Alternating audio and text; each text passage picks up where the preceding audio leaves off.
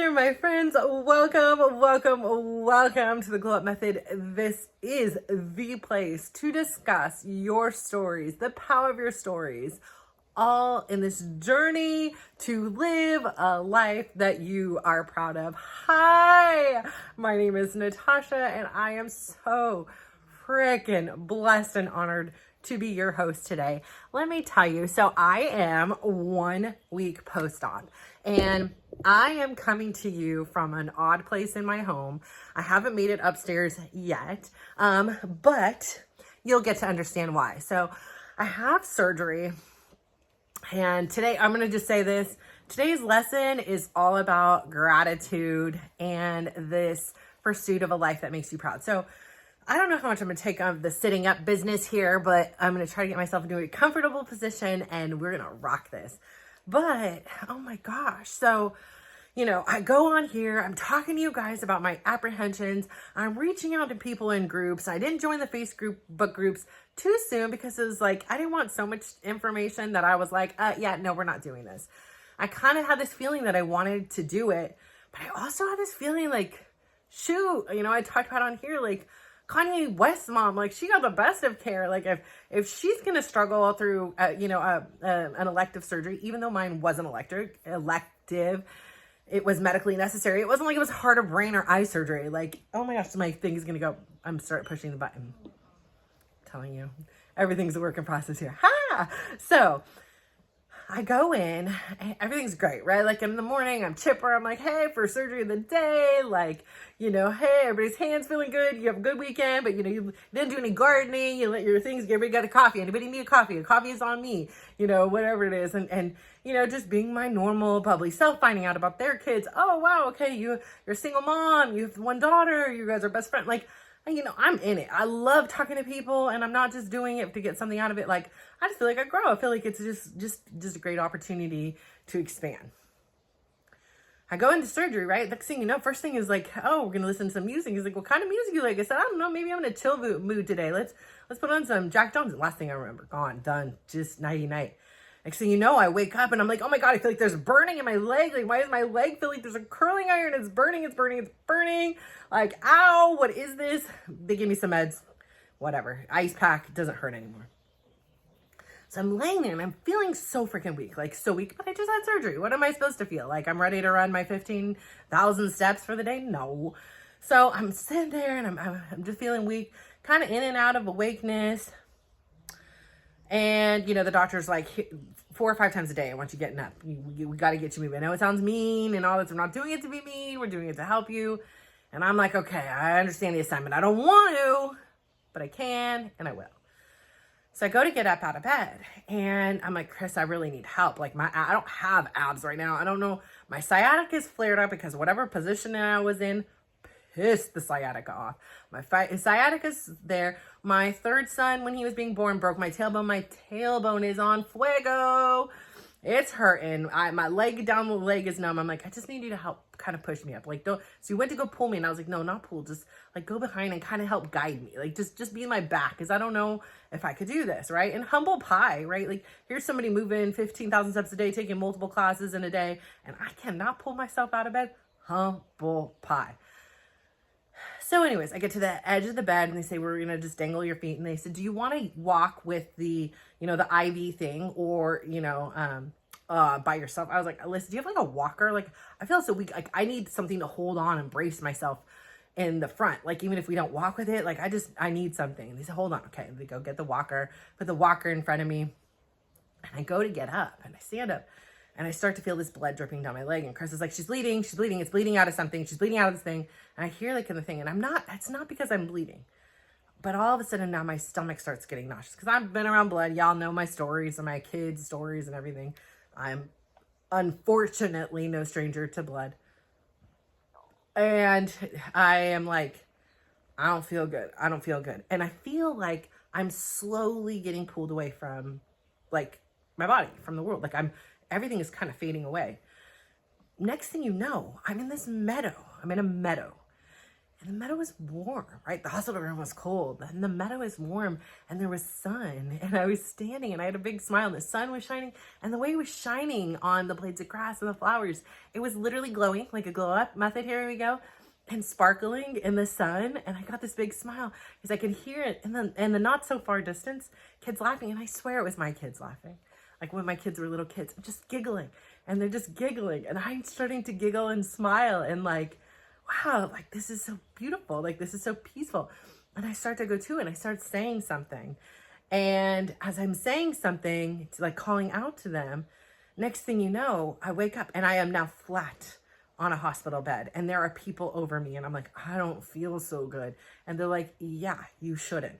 There's like 15 people in the room now that were not in there the last time. It was just Chris, myself, and a low-level nurse that was going to help me walk. And I still hear going around code blue, all the ICU, all these things. So you can feel the tension in the thing. Her blood pressure's low. I'm like, my resting heart rate is low.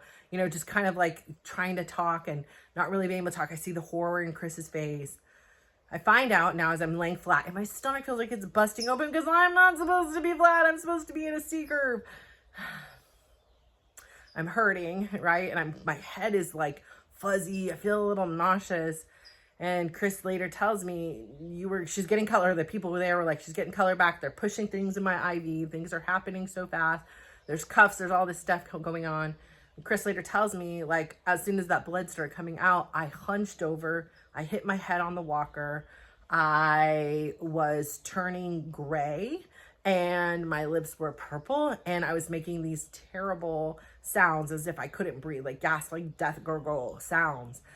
Until they called for somebody finally came, finally got me in, laid me down, called code blue, or, you know, called code blue, laid me down. I don't know exact thing. I was unconscious. And I really, like, as the days have gone by, and I was so weak after that, like so weak and so confused, like what the hell just happened? I wasn't able to, like, I wanted to document more. I wanted to this, and I was like, just staring straight was taking everything out of me. I wasn't responding to texts. I couldn't even really read them. I was just like, this felt so weak. And so it turns out I ended up having, you know, that day they were like strict bed rest, don't move at all. Then the next day, same thing. And then I guess I had internal bleeding, and my hematocrit numbers went down to like 6.7, and we were contemplating doing a transfusion. And I wasn't advocating for it, knowing that like my body was really weak. And I know that there's like a 4% chance of something going wrong, but like I knew that like I was too weak to fight anything. That anything that was gonna come into my body would almost look at as an invader. So I didn't advocate like to have or not to have. I really did not want, and I did express my preferential to not have it because I just didn't feel weak enough that if there was some small percentage chance that something was in that blood, I just didn't feel in my gut I was able to combat it. Like my body would have rejected it, and which would have made all of this even worse. So there's talk about doing an exploratory surgery. I mean, there were so many different things going on. And at the end of the day, they did do some like iron injections and things like that. And I was like, I just need food. Like I need drink. Like I need to re-nourish this body. Like I can't be on this no food because I might have a surgery kind of business. Like I just need power. I don't have any, I can't even lift my own head off the pillow. So they ended up letting me start eating, start drinking, you know, everything very gradual. And I started building up some strength. I was still losing my hematocrit numbers, still kept declining. And there was, you know, a lot of controversy to blood transfuse or to not. I'm really glad and proud that we did not need to. And I finally have some color in my cheeks. And I today, 1 week post-op, feel myself again. So yes, I did not start this recovery and healing process the way I would have hoped. But I also did it exactly the way that was meant to be. Like, I truly believe as time has gone by and I had more reflection about my experience, that I had like a near-death experience, and it wasn't scary. Like, with my experience with my uncle, who happened to be his birthday when I went into it. Oh, so again, I had a second episode like that. Wasn't as bad as the first, and Chris knew what to do, so he immediately laid me down, and got nurses and people in there, and like I came to, but like I again had a whole few minute period where I was just unconscious, didn't know what they said. And so the fact that like I am still cognizant and strong, and my organs are like, I'm so freaking grateful. Like, I talk about it a lot on here about how precious life is. And I know when we get caught up in the day-to-day stuff, like we sometimes forget that. I don't forget it very often. Like I say, I talk about it probably a little too much, but it is this reminder. It is true. We take it for granted so much so that like tomorrow will be here. And it's just, we don't know. Like, who would know that I go in for this procedure that many people do in and out same day, that I was happy to stay overnight, that I would be one of the few, I'm only a second patient that's ever happened to in over a 20-year career. Like, who would have known that? Who would have thought that I was healthy going in? I was strong going in. And something just didn't go right. There was a complication that was unforeseen and impacted not only myself, it impacted a lot of people around. It impacted Chris. Like, he had to step up and be there and witness that. And when we got in the car to drive home, the PTSD kicked in. He's like, well, I'll be going to therapy for that, you know? So I'm really appreciative for him being there, because quite honestly, I might not have been. Like, had more time gone by, I might have stayed in that meadow, and I might have went to the sounds of the children laughing. And it's just a reminder that my story is not done here, that I'm not done here. And the fact that you're here, your story isn't either. And so it's been this beautiful thing. And I know it sounds wonky tonky, but like this morning I heard like whispering, all female voice whispering around me. And as soon as I opened my eyes and started to move, because I was awake, but just with my eyes closed, then they went, and I know it's my grandmas. I know it's my aunties. Like, I know it's my guardian angels around me. And I feel like having this experience has like, and I'm in this healing thing, that they're here with me. And I have this sense of like strength, because I have these strong women. Of course it was women. It was women all along around me, lifting me up. And how many text messages I got from these remarkable women that I work out with, or I know from schools or different things. Just so blessed and so lucky. And I'm so grateful to be here. I really am. And, I want, this is definitely, there's been moments of big regret. Like, walking, my heart rate goes up to 120 beats per minute, taking a 15-step walk to the bathroom. Humble pie. Walking around the room, sitting like this, something like this last week, not possible. At this, a week ago now was about the time that this was happening, and it was scary. And I'm just really grateful I'm here, and I'm really grateful for the people around me. I'm grateful for the way Chris has showed up for me. I'm not going to say I'm a hard patient, but I'm going to say like I've learned to speak up for what I need instead of suffer in silence. And so in this time, when I need water, or I need a hydrator, I need my iron pills, because I'm trying to get strength again, I need a lot from him. I need a lot of support. And I probably need it for my kids too. They are definitely the plan B, but I also am such an independent person. Like last night, I tried to grab this water and it spilled like right when he laid down. It was like water everywhere. And I was just like, no. And so it's a journey. It is a process. It is saying, yesterday I did 800 steps and today my goal was 1,000. And the last thing I looked, somehow, some way along the way, I was at 2,000 steps. So, I'm getting better each day. I can't compare myself to the Natasha a week ago or the one a week and a half ago. But what I can do is compare myself to who I am today. And as long as I'm 1% better than I was yesterday, whether that be physically, mentally, emotionally, spiritually, or all of the above, I'm living the life of my dreams. Like, this is what makes me proud, to say I love you to the people I care, to receive love and prayers and support from this community in which I've cultivated. This is a community by choice, not one by, we have kids in the same class and I kind of have to be friends with you because you're on the same softball team. Now this is a community by choice. You, my friends, are my community by choice. I am your community by choice, because there's so many choices out there, and there's so many people you're going to jive with, and there's so many people you're not. But leaning into who you connect with, whose stories reflect something within you that you either are or you're lacking and want to be. Like, I'm here with you because I'm around inspirational women. There were some wonderful, wonderful people that took care of me in the hospital. Now, let me tell you, there is a difference between a Stanford experience and, a Sutter Health. I'm sorry, I'm just saying it. Like, they were overworked. They were really tired, and there wasn't as much time or value, so it seemed, to cultivate relationships with the patients. A lot of them felt like it was a job. A lot of them, and it showed, like, a lot of them were like, ugh, I just wish I could marry rich so I didn't have to work anymore. While others, it was like, it doesn't matter how much money I would make, I'd still be doing this. And so being around those nurses who are sharing stories about why they got into nursing was because their grandparents who helped raise them got sick and they weren't able to help them. And so now every time they work with an elderly patient, it's like they're working with their grandparents and they're helping somebody who, there was somebody when they couldn't help their grandparents, stepped up and helped care of them. So it's like this beautiful circle of saying thank you and I love you and I see you.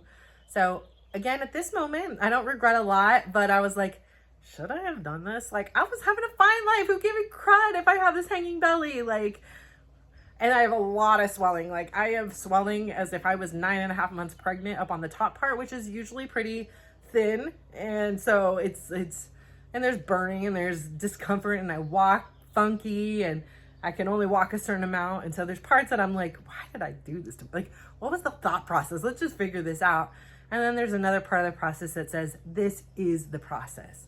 This is where we are today. And it's day one. And for me, today it feels like I'm finally day one of feeling myself again after a week of having this out of body experience where I was just too weak to feel anything but pain. And, I would still smile. I would still be myself. And the doctor said something so poignant to me that he said, thank you for being as healthy as you are.